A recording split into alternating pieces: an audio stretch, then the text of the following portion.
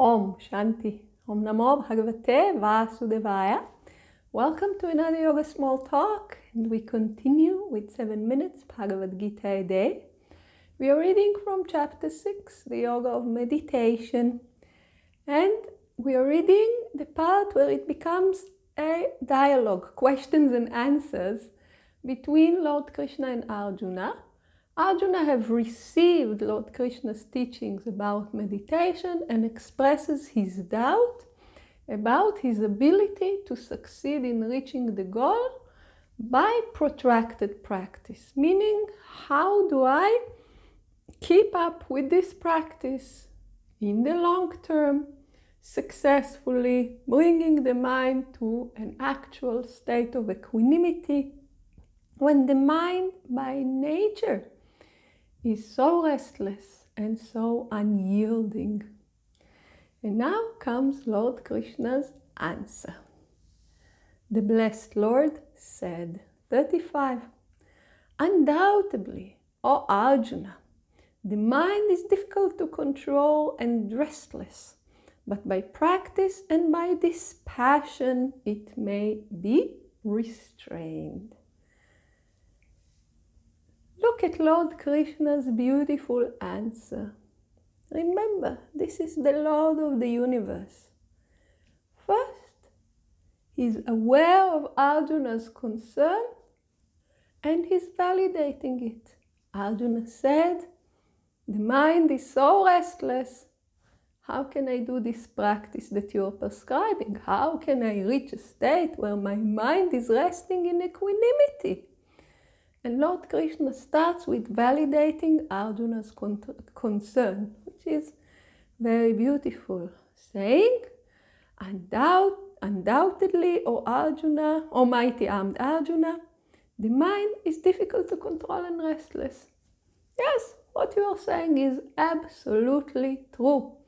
Actually, as we said in previous talks, Lord Krishna himself in verse 26 said, yes, the restless mind will wander away.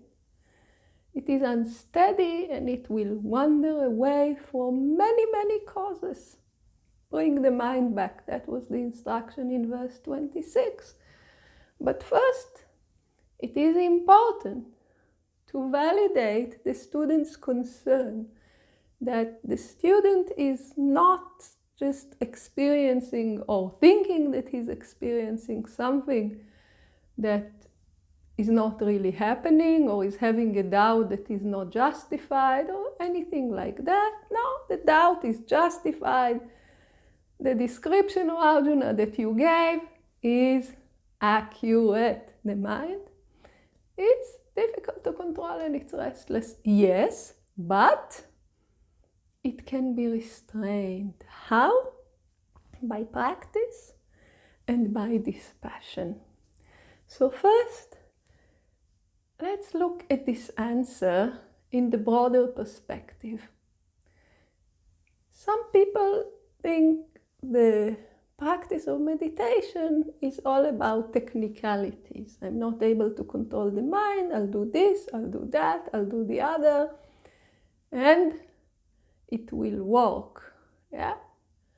And yes, Lord Krishna was teaching us before how to arrange the meditation seat, how to sit with the spine erect, how to gaze at the focus point, how to bring the breath to an optimal condition for meditation. All those things Lord Krishna was teaching us.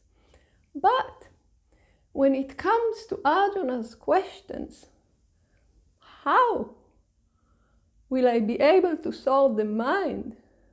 How will I be able to do this practice in a continuous manner?